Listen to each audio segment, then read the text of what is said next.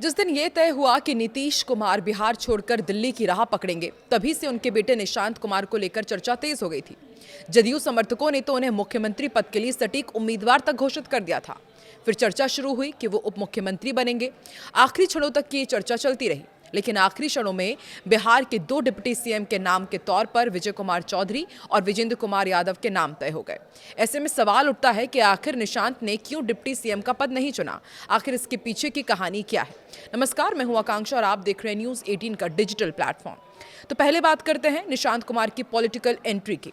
होली के बाद अचानक 5 मार्च को नीतीश कुमार ने ऐलान कर दिया कि वो राज्यसभा जाएंगे। इसके बाद से ही उनके उत्तराधिकारी को लेकर बात शुरू हो गई। निशांत भी जल्द ही तस्वीर में सामने आने लगे। इसके 3 दिन बाद 8 मार्च को निशांत को जदयू की सदस्यता दिलवा दी गई। माना जाने लगा कि अब मुख्यमंत्री तो नहीं, लेकिन निशांत का डिप्टी सीएम बनना तो तय ही है। कहा यह भी गया कि निशांत का राजनीति में आना परिवारवाद से ज्यादा पार्टी को बचाने के लिए उठाया गया कदम है। लेकिन जब सम्राट चौधरी ने शपथ तो ले ली, लेकिन निशांत इस दौरान गायब रहे। डिप्टी सीएम के लिए उठा नाम जदयू की सदस्यता लेते ही निशांत ने ताबड़तोड़ बैठकें की और मंदिरों के दौरे भी करना शुरू कर दिया। ये लगभग तय ही माना गया कि निशांत डिप्टी सीएम बनने वाले हैं। लेकिन शपथ ग्रहण से कुछ दिन पहले कहानी में ट्विस्ट आने लगा। खबर आई कि निशांत कुमार डिप्टी सीएम नहीं बनना चाहते हैं। 12 अप्रैल के बाद निशांत की ओर से कोई भी सोशल मीडिया पोस्ट भी सामने नहीं आया। फिर डिप्टी सीएम को लेकर पूरी तस्वीर ही बदल गई। क्या नीतीश ने मास्टर स्ट्रोक चला है? ये भी सवाल पूछा जा रहा है।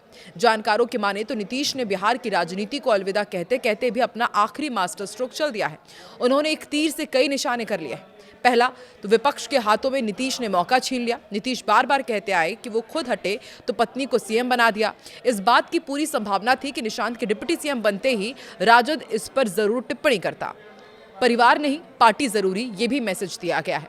निशांत को अचानक से डिप्टी सीएम बनाने को लेकर पार्टी में बगावत के सुर भी उठ सकते थे। भविष्य में जदयू के टूटने के आसार भी हो सकते थे। लेकिन नीतीश ने जाते जाते इस पर भी विराम लगा दिया। उन्होंने जदयू से जिन 2 डिप्टी सीएम को चुना है, वो दोनों ही पार्टी के वरिष्ठ नेता हैं। विजेंद्र कुमार यादव पार्टी के सबसे अनुभवी नेता हैं और विजय कुमार चौधरी भी लंबे समय से मंत्री रहे हैं। दोनों को डिप्टी सीएम के लिए चुनकर ये साफ हो गया है कि पार्टी में अनुभव और लॉयल्टी को ज्यादा इंपॉर्टेंस दी जाती है। जातिगत समीकरण भी साधे गए हैं। बिहार की राजनीति में जातीय समीकरण कितने अहम है, ये तो सब जानते ही हैं। नीतीश ने लवकुश मॉडल के जरिए जातिगत समीकरण को भी साधा है। अब नई सरकार में भी उन्होंने इसका ध्यान रखा। विजय कुमार चौधरी भूमिहार है, जबकि विजेंद्र यादव यादव समाज से है। ऐसे में उन्होंने सवर्ण और आरक्षित वर्ग दोनों को ही साध लिया है। बिहार में एनडीए की नई सरकार का गठन हो गया है। बीजेपी का कमल राज शुरू हो गया है। सम्राट चौधरी राज्य के मुख्यमंत्री बन गए हैं। बिहार में जेडीयू से बीजेपी के हाथ में पावर ट्रांसफर के साथ ही नीतीश कुमार ने भी अपने सोशल मीडिया पेज का बायो बदल दिया है। नीतीश कुमार के सोशल मीडिया हैंडल एक्स के बायो में अब पूर्व मुख्यमंत्री लिखा है। बिहार सांसद, राज्यसभा अध्यक्ष जदयू लिखा हुआ है। इधर नीतीश कुमार के कुर्सी त्याग को लेकर जेडीयू का इमोशनल पोस्ट भी सामने आया। जेडीयू नेता और एमएलसी नीरज कुमार ने नीतीश कुमार के मुख्यमंत्री की कुर्सी त्याग कर ऐसी मिसाल पेश की जो राजनीति के इतिहास में विरले ही देखने को मिलती है। कोई एक दिन के लिए भी कुर्सी नहीं छोड़ता, ये जेडीयू का कहना है। नीतीश कुमार के इस कदम पर जनता दल यूनाइटेड ने बेहद ही भावुक प्रतिक्रिया दी। जेडीयू के मुख्य प्रवक्ता और एमएलसी नीरज कुमार ने इसे साहस और सिद्धांतों की राजनीति करार दिया। उन्होंने एक्स पर लिखा, आज के दौर में कोई एक दिन के लिए भी सत्ता का मोह नहीं छोड़ता, लेकिन नीतीश कुमार ने मुख्यमंत्री की कुर्सी त्याग कर ऐसी मिसाल कायम की है जो राजनीति के इतिहास में विरले ही देखने को मिलती है। यह उनके चरित्र और अडिग सिद्धांतों का प्रमाण है। नीरज कुमार ने पुराने दौर की याद कर इशारों में लालू पर भी निशाना साधा। उन्होंने अपने बयान में बिहार के पुराने दिनों का जिक्र करते हुए लालू प्रसाद यादव के शासन पर इशारों में निशाना साधा और कहा कि एक समय बिहार जंगलराज, नरसंहार और जातीय उन्माद की आग में झुलस रहा था। नीतीश कुमार ने सत्ता में आकर न केवल व्यवस्था बदली, बल्कि समाज की सोच को भी विकास की ओर मोड़ा। उन्होंने अटल बिहारी वाजपेयी की सरकार में नीतीश कुमार की भूमिका को याद किया और कहा कि असली नेतृत्व समाज सुधार से झलकता है, न कि सिर्फ पद से। साथ निश्चय पर टिकी हुई है जेडीयू की निगाहें।